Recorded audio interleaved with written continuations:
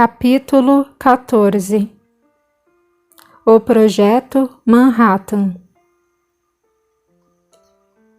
No começo de maio de 1945, o mundo recebia a notícia mais esperada dos últimos 6 anos. A Alemanha se rendia incondicionalmente aos aliados. Era o dia 8 daquele mês, precisamente às 14h37. Quando o Brasil recebeu pela voz de Vinícius de Oliveira Orlandi a maravilhosa nova.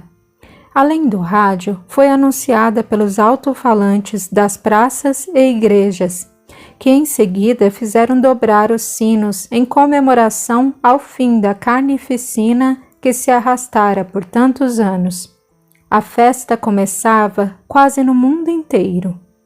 Desconhecidos se abraçavam e se beijavam em um choro ou riso que beirava as raias da histeria, e as liras vieram para as ruas ao som de rojões e gritos de felicidade. A primeira rendição das tropas germânicas aconteceu em 4 de maio e a primeira capitulação em Reims no dia 7.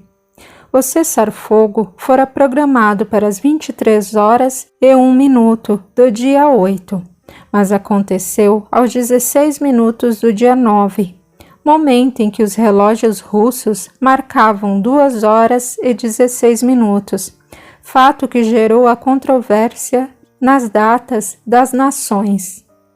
Por isso, muitos americanos afirmam que o fim da guerra foi no dia 7.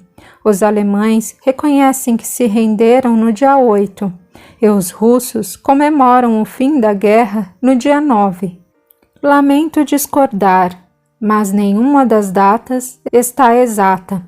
O gigantesco conflito se estendeu ainda por mais 4 meses e levou mais algumas dezenas de milhares de vidas até a rendição do Império Japonês, que só se daria depois de catástrofes sem precedentes em 2 de setembro de 1945, quando finalmente o conflito chegou a seu termo. Dessa maneira, enquanto o resto do mundo comemorava, a situação parecia sair do controle no leste. Toneladas de explosivos enchiam os aviões de guerra japoneses, jogados precisamente contra os porta-aviões americanos no Pacífico, com margem de erro de quase zero, já que os pilotos os guiavam até a colisão fatal com o alvo. As perdas da Marinha Americana eram alarmantes e as baixas humanas assustadoras. Em conjunto com ingleses e australianos, o alto comando norte-americano computava aflito as perdas. Do lado do eixo estava apenas o Japão, que colocava armas nas mãos de crianças, mulheres e idosos, aos quais dominavam com o lema: "Morro, mas levo sempre um deles comigo". A situação começava a se tornar desesperadora. Ninguém, depois do longo conflito, dispunha de muitos homens ou armamentos, e a obstinação nipônica parecia disposta a conseguir o que a astúcia insana de Hitler não conseguira: vencer os aliados. A conquista de Okinawa, embora tenha sido de muita importância para a causa aliada, custara a muitos homens e material bélico, uma fortuna a bem da verdade. A estratégia de parar o pequeno grande império, bombardeando as refinarias e as reservas de petróleo, surtiu efeito devastador para os japoneses. Mas tamanhos eram o cansaço e o desgaste das tropas no leste que os faziam pensar que não surtira efeito nenhum, devido ao grande número de kamikazes, ou deuses do vento, entre aspas, que caíam do céu em uma manobra sinistra e medonha. Na verdade, a falta de combustível para o retorno à base era uma das razões que levava esses garotos a, depois de gastar todo o combustível, se jogarem contra as embarcações americanas, levando consigo o maior número possível de adversários. O que deixava os aliados completamente sem ação e defesa era, na verdade, um ato de desespero de quem perdia a guerra e qualquer noção da realidade em que viviam. A situação no Pacífico era extremamente dramática na ocasião. A cúpula do poder aliado pensava em uma maneira de acabar com a guerra, que, a bem da verdade, estava acabada. Só não se oficializava devido ao patriotismo obstinado dos japoneses, que não aceitavam a rendição incondicional aos aliados, tomando ao pé da letra a expressão lutar até o último homem, mulher ou criança. Fora cogitada, inclusive, a possibilidade de uma invasão à ilha principal do Império, o que custaria 500.000 de vidas estadunidenses, tendo em vista que a metade das baixas americanas se dera contra o Japão ao longo dos 3 anos e meio de envolvimento na guerra. Os generais não mais queriam expor seus garotos. Junto a essa nobre alegação vinha um conjunto de interesses mesquinhos. Precisavam de uma medida que, além de aniquilar a pertinácia japonesa, mostrasse todo o poderio bélico dos Estados Unidos à União Soviética, uma vez que reconheciam na grande nação seu maior notável inimigo na política do pós-guerra, e ainda consolidasse a posição de potência mundial diante do resto do mundo. Em 11 de outubro de 1939, o então presidente dos Estados Unidos, Franklin Delano Roosevelt, recebera das mãos de Alexander Sachs uma carta assinada por Albert Einstein e em grande parte escrita por Leo Szilard, alertando-o quanto a uma pesquisa que a Alemanha nazista estaria desenvolvendo sobre o uso de fissão nuclear no intuito de criar bombas atômicas. Aconselhava que os Estados Unidos iniciassem um projeto próprio nesse sentido. Adolf Hitler, instruído pelos agentes da luz, julgara o projeto de muito longo prazo.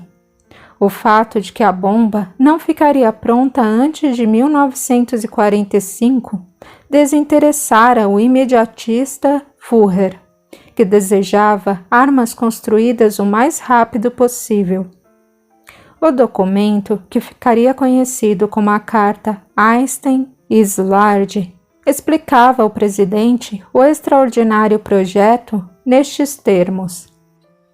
No curso dos últimos 4 meses, foi-se provado, pelo trabalho de Joliot na França, assim como de Fermi e Szilard na América, que pode ser possível provocar uma cadeia de reações nucleares numa grande massa de urânio, no qual grandes quantidades de poder e um novo tipo de radioatividade seriam gerados. Agora, parece quase certo que isso poderá ser atingido num futuro próximo.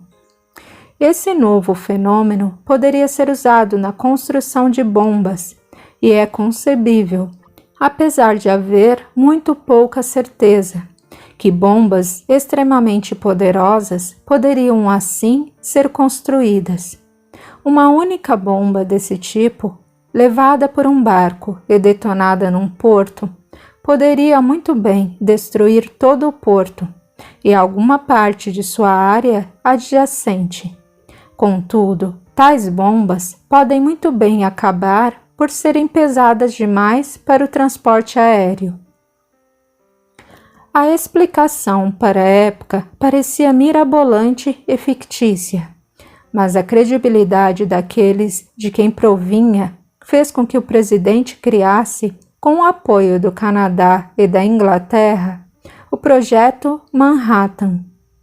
De costa a costa, em 13 locais diferentes, cientistas trabalharam com afinco no que seria a arma mais mortífera usada no conflito, que não por acaso ficaria pronta somente ao seu final. Dessa forma, era sabido que o projeto trabalhava na construção de 3 bombas nucleares em 1945, e as ideias pérfidas e egocêntricas pairavam sobre a Terra em chamas. Em 16 de julho de 1945, uma bomba de plutônio com poder explosivo de 19 quilotons explodia em teste no deserto Jornada del Muerto, em Alamogordo, Novo México. Às 5h29 locais, a primeira bomba atômica, Trinity, explodiu. Deixou no deserto uma cratera de vidro radioativo de 3 metros de espessura e 330 metros de diâmetro. No momento da explosão, as montanhas adjacentes foram iluminadas mais intensamente do que em um dia de sol forte do verão, por cerca de 2 segundos, e foi exalado um calor tão intenso como o de um forno. As cores variaram de púrpura a verde e, eventualmente, a branco. O som da onda de choque levou 40 segundos para chegar aos cientistas que observavam, e a onda de choque foi sentida a mais de 160 quilômetros. O cogumelo atômico, monstro protagonista de milhões de pesadelos, havia chegado aos 12 quilômetros de altura, assemelhando-se a um demônio mitológico incandescente. O diretor do projeto em Los Alamos, Robert Oppenheimer, disse que ao observar a demonstração, imaginou que a única maneira de descrevê-la seria citando um trecho do texto do livro sagrado hindu, Bhagavad Gita. Se a luz de 1000 sóis brilhasse de uma só vez no céu, seria equivalente ao esplendor do Todo-Poderoso. Eu me tornei morte, destruidor de mundos. O projeto Manhattan ainda guardava 2 bestas apocalípticas, Little Boy e Fat Man. Estas, porém, não seriam detonadas no deserto, seriam jogadas sobre o Japão. A fabricação dessas armas de destruição em massa era um segredo fortemente guardado. Por isso, o governo japonês não levou a sério o termo de rendição contido na Declaração de Potsdam, que ameaçava o império com a destruição rápida e total. Os japoneses já haviam passado por inúmeros bombardeios aéreos e estavam dispostos a resistir a quantos aliados lhes destinassem. E com o resto de combustível que ainda lhes restava, construíram um rastro de destruição. Inocentemente davam aos Estados Unidos os motivos, entre aspas, que eles queriam para o bombardeio nuclear. Mais um holocausto desse inesquecível e lamentável conflito. Uma vez autorizado pelo presidente Harry Truman, sucessor de Roosevelt, o Comando de Guerra Aliado começou a preparar os ataques nucleares. Seria um dos maiores crimes de guerra do conflito, o maior atentado terrorista da história da humanidade, episódio que ainda envergonha a população do planeta, ao perceber tamanho desamor em um ato tão covarde de demonstração de poder. É sabido que nunca havia acontecido um ataque nuclear e que, portanto, não se conhecia ao certo o poder exato de destruição de uma bomba atômica. Em contrapartida, o teste com Trinity, embora tenha sido no deserto, mostrou bem o poder da energia atômica. Se estivessem totalmente inocentes quanto ao fogo devastador de suas criações, o cientista do projeto Manhattan não teria recitado o Bhagavad Gita.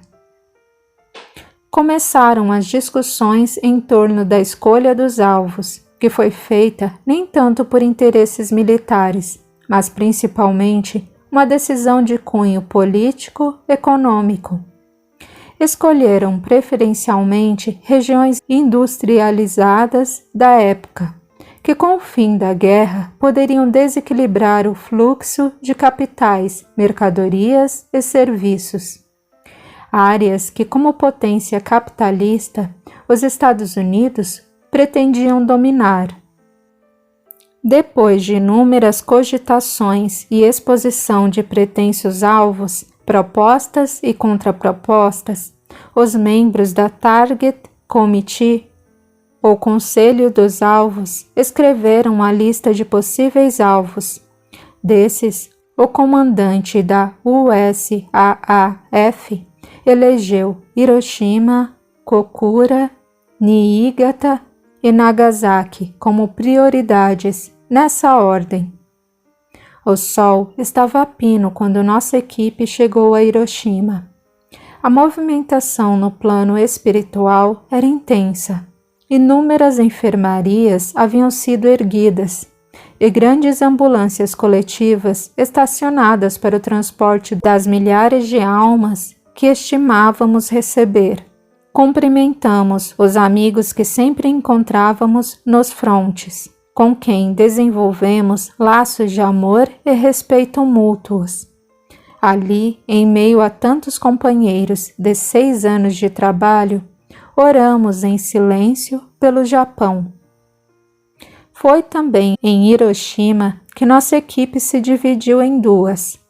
Deixei no alvo de número 1 Leon, Cosme, Adam, Sara, Isa e Eva. Parti com Salomão, Saulo, Lina, Nina e Xênia para Nagasaki, que já sabíamos por antecipação receberia os 25 quilotons da segunda ogiva. Combinamos nos encontrar em Tóquio ao final para dividirmos nossas experiências e encerrarmos nosso trabalho na capital, que também estava arrasada pelos intensos bombardeios anglo-americanos.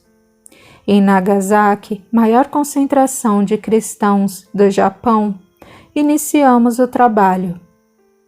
Em uma casa de vasto quintal, conhecemos Kenjiro Kobayashi, uma figura pitoresca de pouco mais de 1,5 metros, cabelos pretos, lisos e o olhar típico dos orientais. Usava calças escuras e polainas brancas.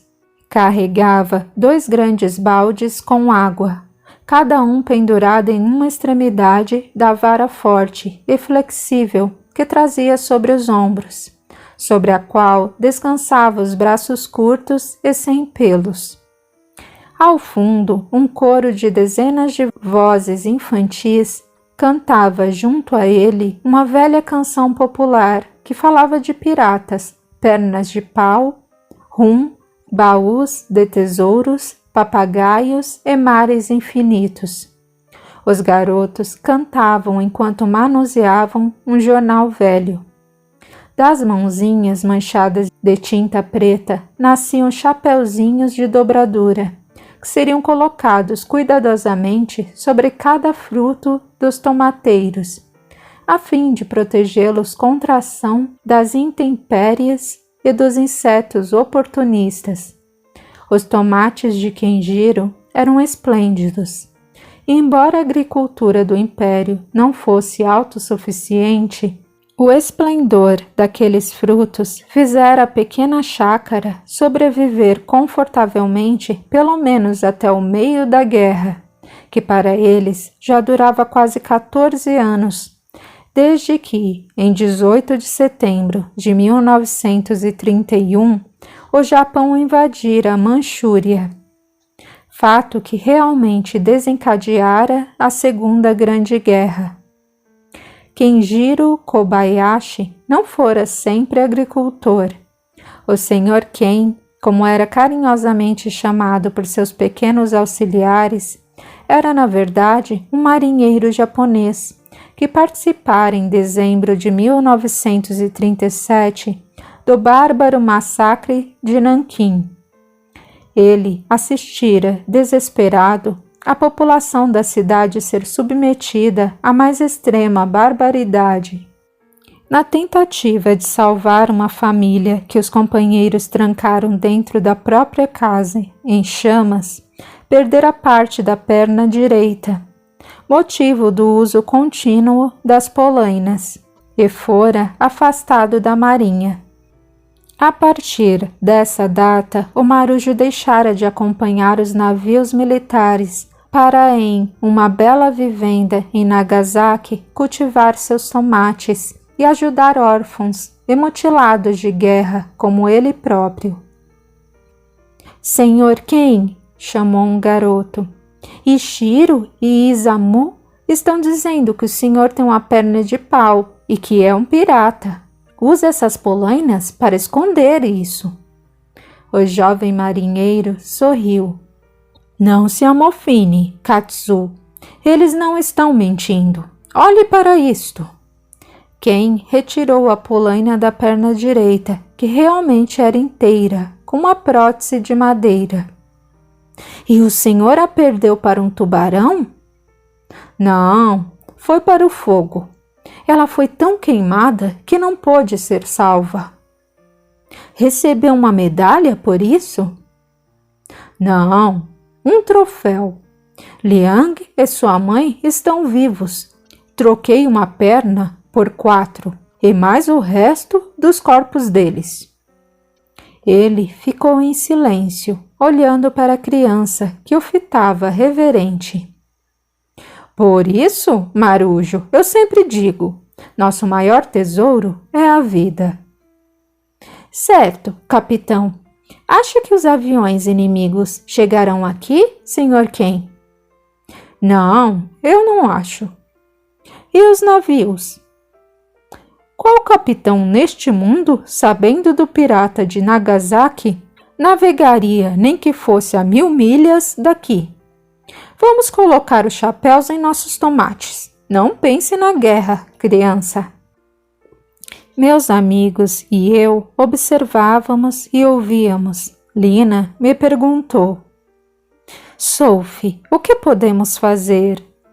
A localização da chácara está com certeza dentro do raio de devastação da ogiva. Sim, Lina, ela está bem no caminho do fogo medonho.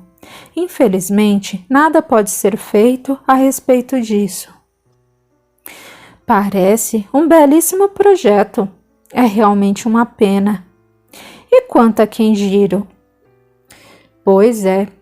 Ele veio com predisposição para a morte na explosão monstruosa, mas viveu de tal modo no amor e no trabalho no bem que teve seus débitos aliviados, e bastou queimar uma parte da perna para quitá-los. Nossa missão é justamente esta: tirá-lo da zona de fogo, pois nosso pirata não tem mais débitos que necessitem mantê-lo aqui para a catástrofe. Todos me olharam com expressão espantada. Pirata? Sim, meninos, pirata. O primeiro encontro de Kenjiro com a pirataria foi na ocasião a que a história se refere como a Era Viking, mais ou menos entre os anos 790 e 1066 da Era Cristã, quando eles conquistaram a Inglaterra. Os normandos descendem parcialmente deles, recebendo suzerania feudal no norte da França, o Ducado da Normandia. Os vikings eram aqueles que usavam os capacetes engraçados com chifres, temendo que o céu caísse sobre suas cabeças? Isso é uma crença celta e não nórdica, Lina. Os vikings nunca utilizaram tais coisas, e sim elmos em formas de cone. O viking com capacete de chifres foi uma invenção das óperas no século XIX. Todos sorriram, descontraídos. Muito bem, voltando ao assunto. Kenjiro viveu seu apogeu na época áurea da pirataria, entre os séculos XVI e XVII.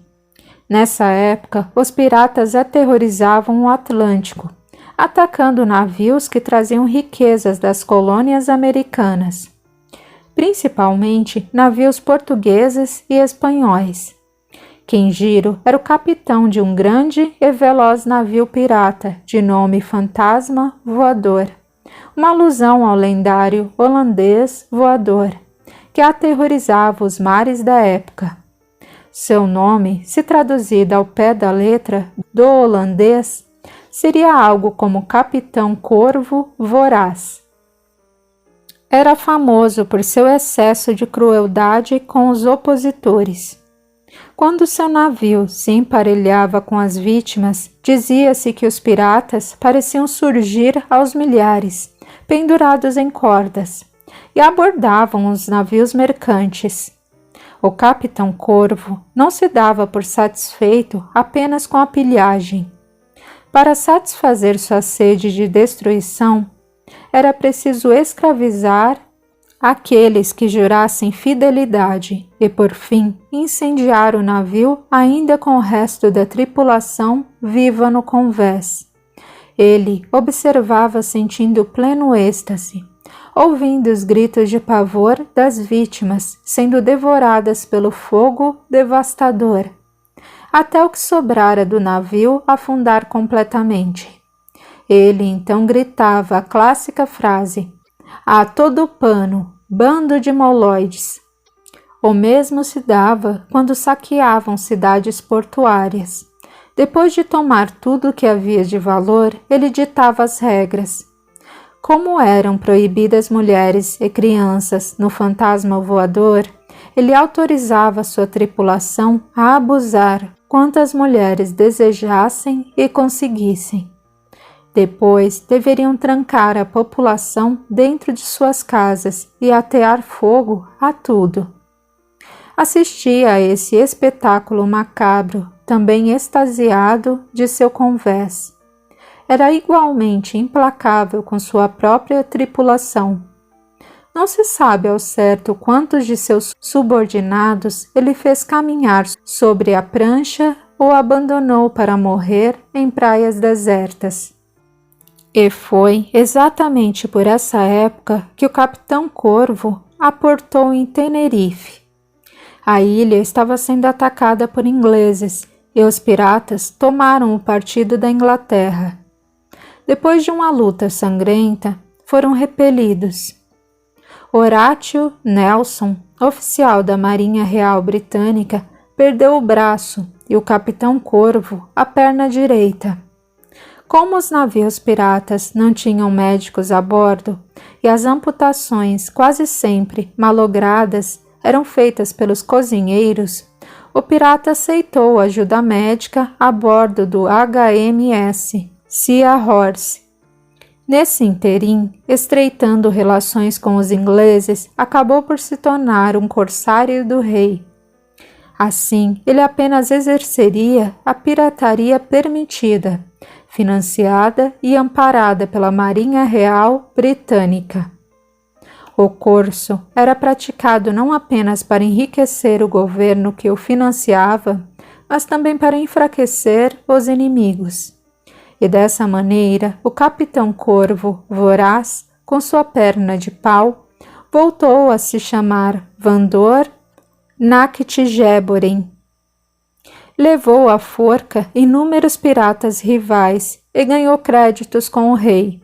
Operava no Atlântico e no mar Mediterrâneo, e não havia uma só embarcação que ele não dominasse, uma só cidade que ele não reduzisse a pó, e um só indivíduo que não o temesse mais do que ao holandês voador.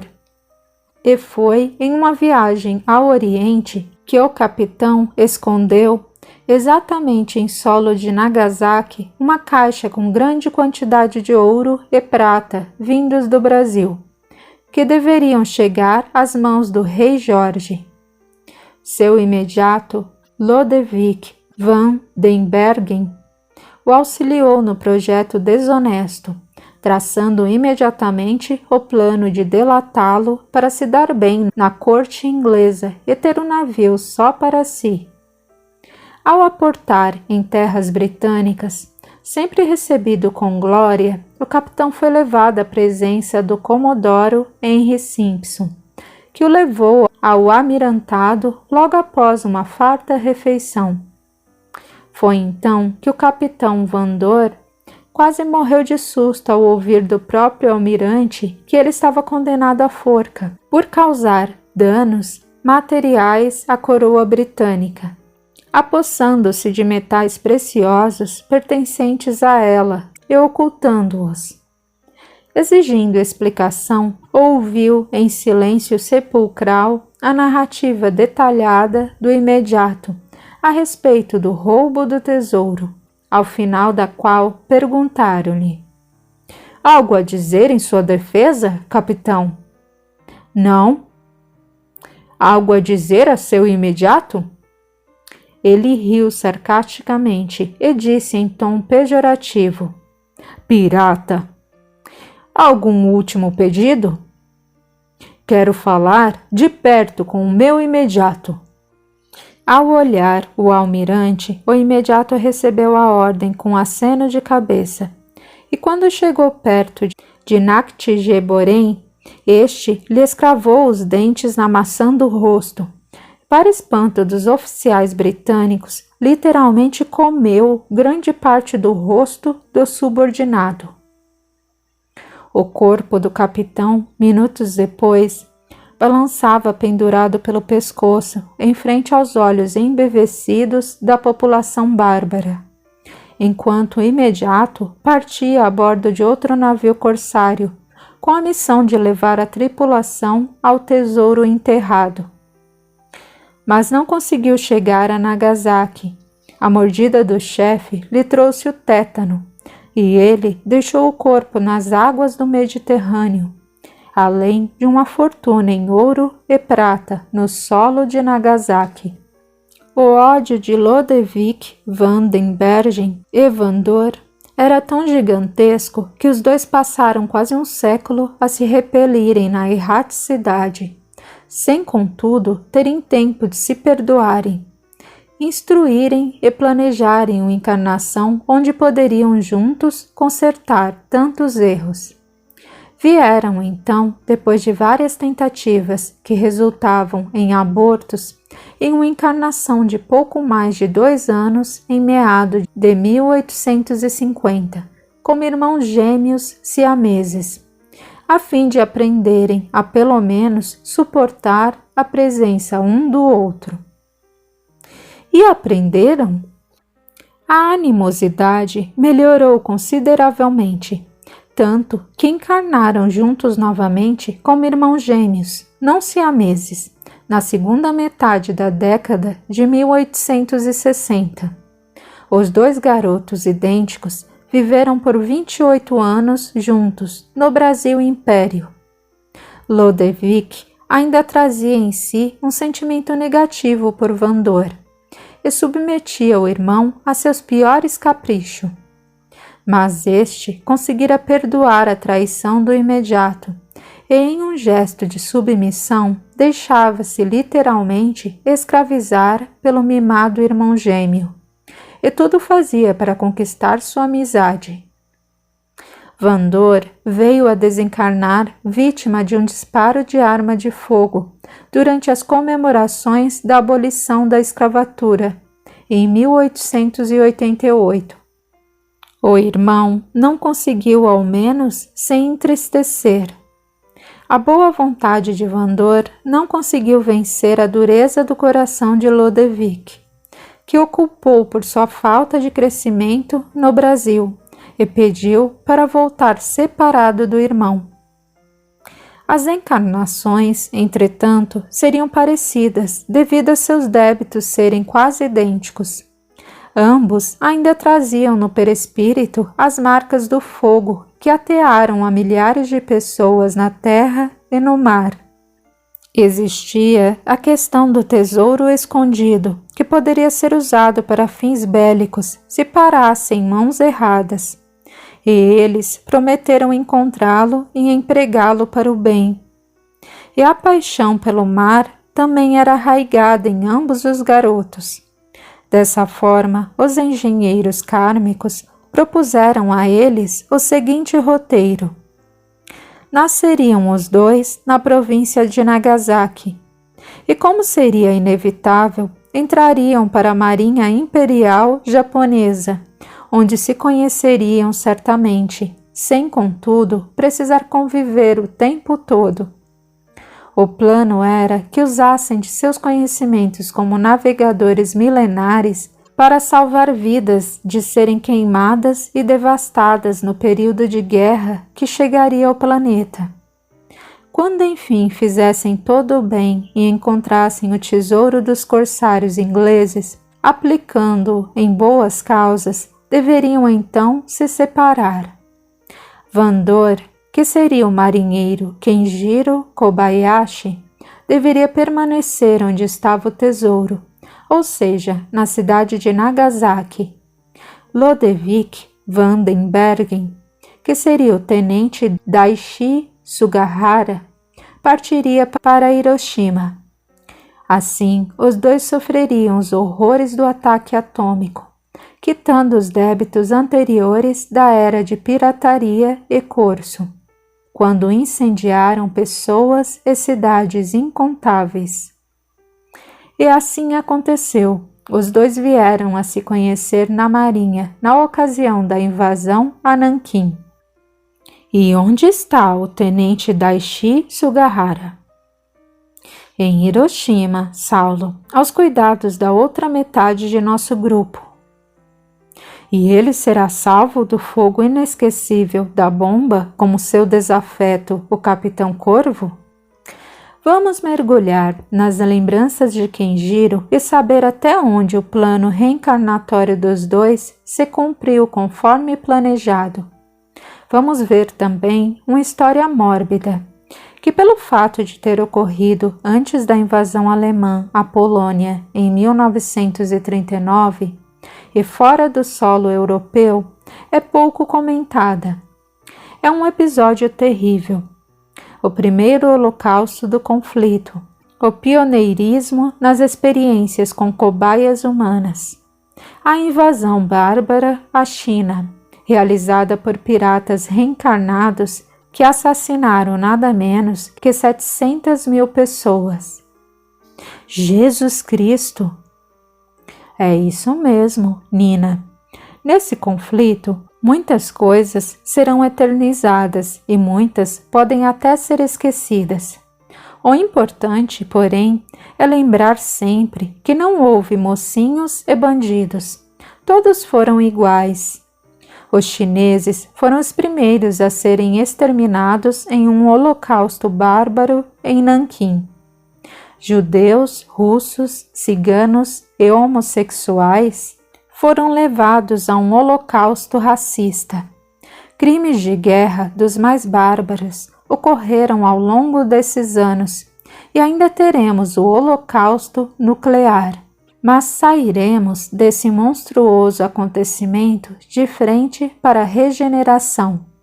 É o último dos conflitos globalizados da Terra. Depois disso, caminharemos para a transição livres de débitos milenares. A invasão da China pelo Japão se deu devido à crise do capitalismo mundial, já que o Império Japonês não conseguia competir com seu arqui-inimigo ocidental, os Estados Unidos. Decidiu então aniquilar seus concorrentes asiáticos. E que concorrentes, já que as duas nações abrigavam piratas rivais desde eras remotíssimas. Nanquim sempre foi uma cidade muito populosa. O nome significa Capital do Sul, possivelmente em oposição a Pequim, que quer dizer Capital do Norte. A tomada começou por Xangai, à custa de violentos combates nos quais pereceram milhares de chineses. Para tomar Nanquim, necessitava-se de uma operação muito rápida a fim de neutralizar a resistência.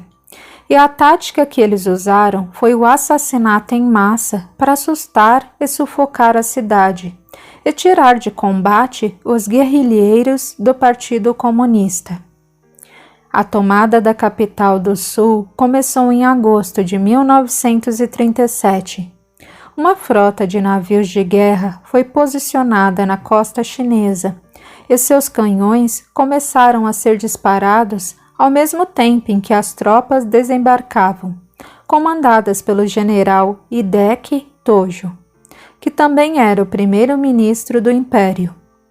Isso levaria todo o mês de agosto, quando as unidades de infantaria no solo já somavam 9 e marchavam em direção a Xangai.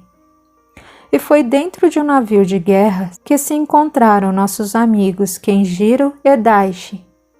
Kenjiro sentia os olhos arderem devido ao longo tempo sem dormir e aos maus tratos da fumaça de pólvora, quando foi chamado pelo companheiro que dormia na cama de cima de seu beliche e que entrava agora, sem cerimônia, na minúscula cabine. Acabou o descanso, colega. O tenente solicitou sua presença na cabine dele. Obrigado, estou subindo. Kenjiro entrou reverente na cabine do superior, que fazia questão de dar as ordens mais estapafúrdias ao marujo, apenas para mostrar sua posição hierárquica privilegiada. Desta vez, ele ordenava que ele, entre outros marujos, marchasse até Nanquim.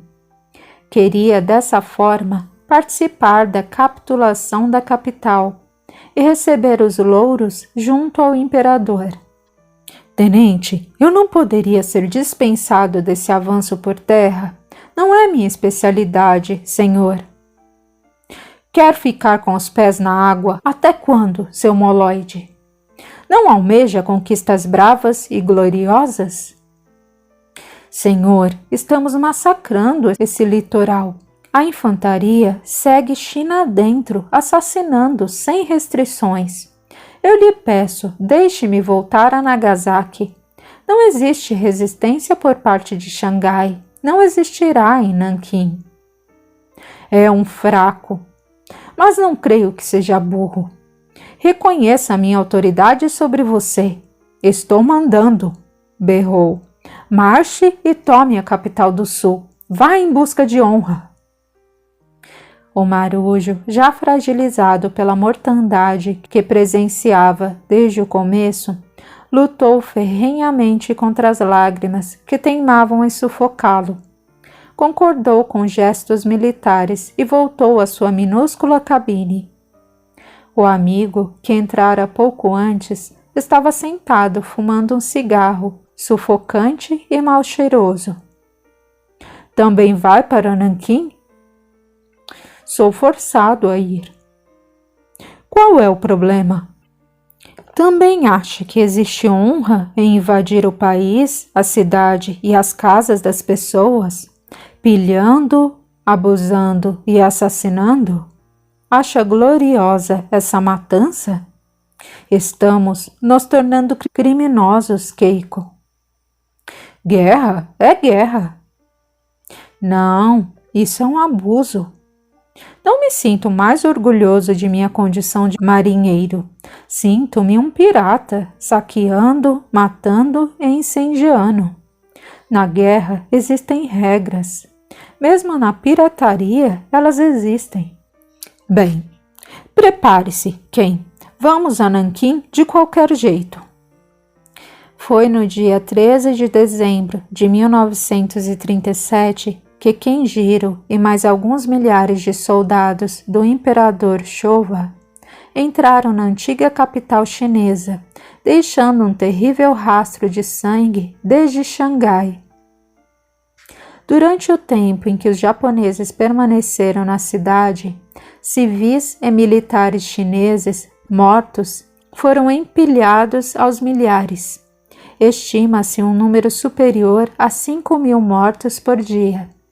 A resistência mal treinada e obsoleta da China não era obstáculo para o exército imperial. Dessa forma, os soldados chineses se transformavam em estatística com a mesma facilidade que os civis. Milhares de pessoas, entre elas crianças, em pânico pelas ruas, foram executadas no primeiro dia de assalto. Os próprios militares punham-se em meio aos civis na esperança de serem poupados pelos adversários, que rapidamente os identificavam e lhes impunham mortes ainda mais violentas. Os chineses eram fuzilados, decapitados ou enforcados depois de torturados. Os fuzilamentos se davam no meio da rua, nos templos ou mesmo dentro de suas casas. Muitas pessoas foram enterradas vivas ou asfixiadas por outras que caíam sobre elas, na tétrica ocasião em que milhares foram jogadas dentro de uma cratera para serem fuziladas em massa. Alvos humanos para treinamentos com baionetas era um acontecimento corriqueiro. E mesmo antes da invasão da capital do Sul, em um período negro que foi de 1936 a 1945, a terrível e desumana Unidade 731, comandada por Shiro Ishii, exerceu práticas bizarras e brutais com cobaias humanas. Trabalhos que nada deixavam a desejar a equipe do Anjo da Morte, entre aspas, Joseph Mengele. Muitas mulheres chinesas foram capturadas em suas casas, nos templos ou nas ruas, para servirem como escravas sexuais aos japoneses. Eram constantemente arrastadas pelos cabelos e jogadas em caminhões, para serem levadas às concentrações dos soldados imorais e desumanos. Kenjiro esteve em Nanquim por 3 meses. Arriscando a própria vida, conseguiu salvar algumas pessoas, passando através do rio Yangtze para o mar da China Oriental. Sentia-se como um pequeno peixe a lutar contra um colossal tubarão, que devorava cardumes enormes enquanto ele protegia apenas um peixe por vez. Chegou a desmaiar de fome depois de repassar sua ração para os fugitivos e presos de guerra por dias consecutivos. Chegou, inclusive, a se arriscar a ponto de falsificar uma ordem do general Iwani Matsui, a fim de salvar da infâmia e da morte 12 meninas chinesas entre 8 e 12 anos, encontradas escondidas em um templo. As meninas tremiam de pavor. Os soldados as despiram, espancaram e amarraram suas mãozinhas às costas. Todas tinham um filete de sangue em algum ponto do rosto lavado em lágrimas, os cabelos em completo desalinho e a pele suja de terra e fuligem. Ao deparar com isso, Kenjiro perdeu o controle. Não toquem nas meninas, seus monstros. Tenho ordem do general Iwani Matsui para atirarem quem pecar dessa forma. Esteve com o general, Marujo? Sim, e posso provar. Em meu alojamento tenho uma licença para matar quem molestar crianças. Onde você esteve nos últimos 3 meses, marinheiro insignificante?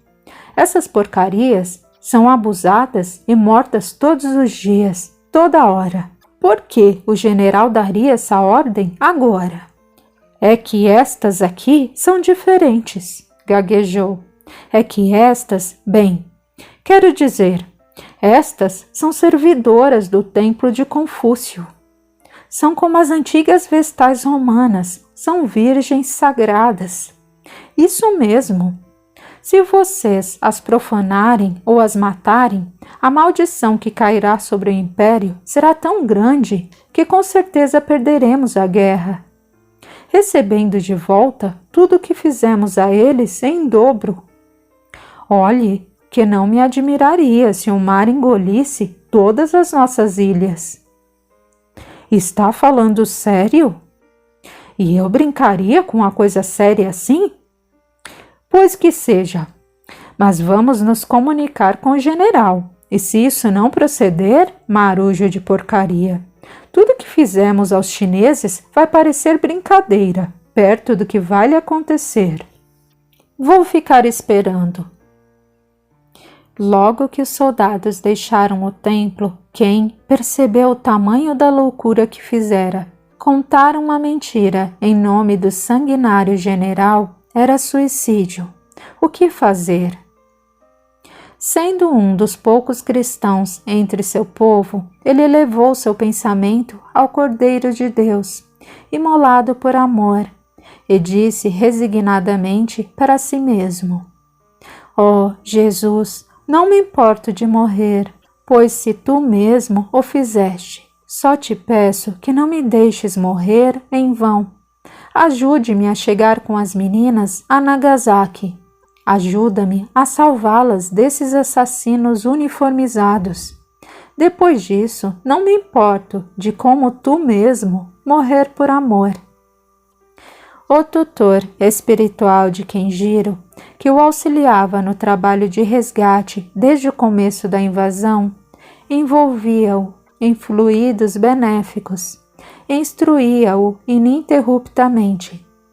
A barreira do idioma era um problema complicado. Ele, com as mãos postas sobre o peito, inclinou a cabeça e o corpo levemente para as imóveis meninas.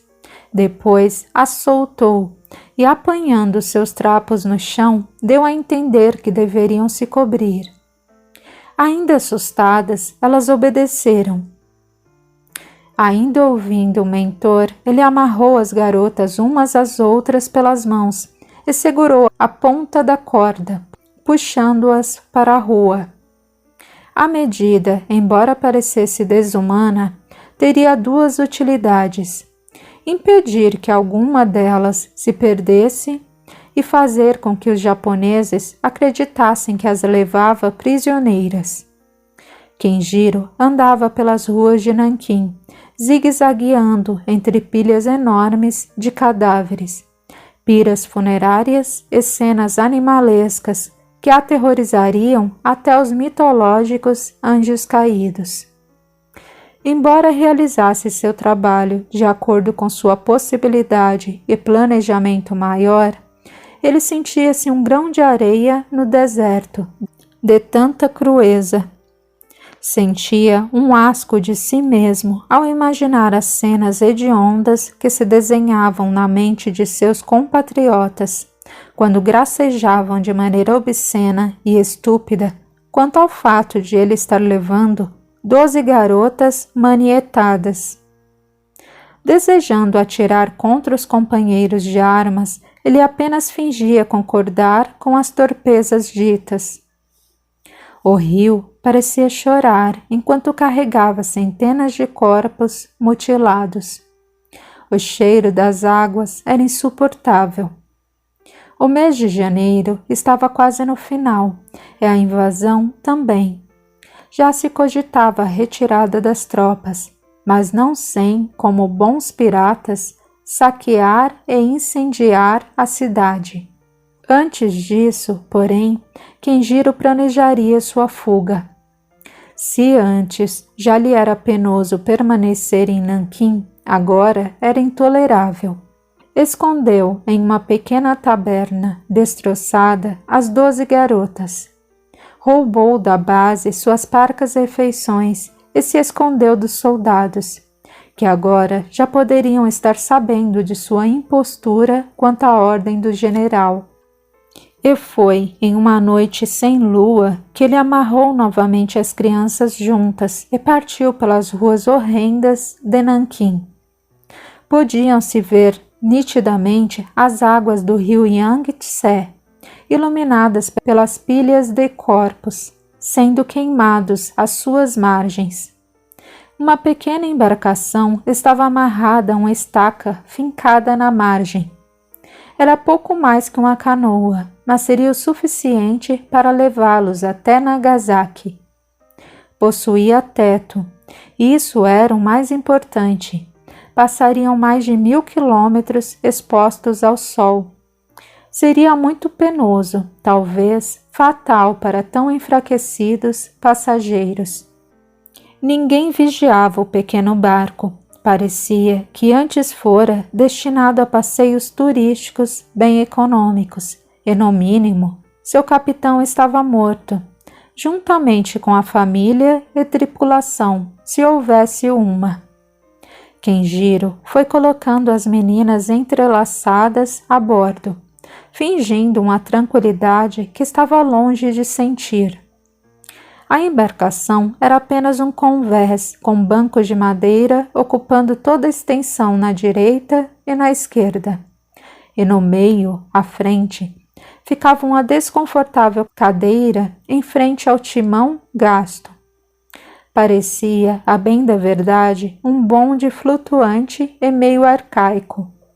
Kenjiro dividiu as garotas em 2 grupos de 6 e as acomodou nos 2 lados da embarcação, ocupando seu lugar em frente ao leme. Ligou o motor, que obedeceu, e bem no meio do grande rio, margeado pelas fogueiras horrendas, ele começou a cantar em inglês. Eu sou um pirata, dos mares de norte a sul. Minha casa é um navio, minha cidade o mar azul. Eu tenho um tesouro escondido em um baú. Num minuto me transporto de Londres a Istambul. Para surpresa de quem, as garotas conheciam a canção e começaram a cantar também. Minha perna é de pau, minha turma é infernal, é porque sou muito mal, minha mascote é um apital. Então cantaram juntos. Não respeito Vossa Alteza, minha musa é a avareza. Eu dispenso gentileza, só me importo com riqueza. Quando roubo o que quero, queimo tudo com certeza. Entro no Mediterrâneo e me escondo em Veneza. Eu não sou nada comum, sou movido a muito rum. Bebo bem de manhãzinha para fazer meu desjejum. Sou feliz com esta vida, sou feliz, eu sou pirata. Tomo rum como batata e namoro uma mulata. Tenho muito ouro e prata, escondidos lá na mata. Eu não quero ser corsário, trabalhar para adversário. Gosto é de ser falsário e roubar qualquer otário. Quem quiser andar comigo, reze já no meu rosário. Ser pirata é ser honrado e é afundar qualquer corsário.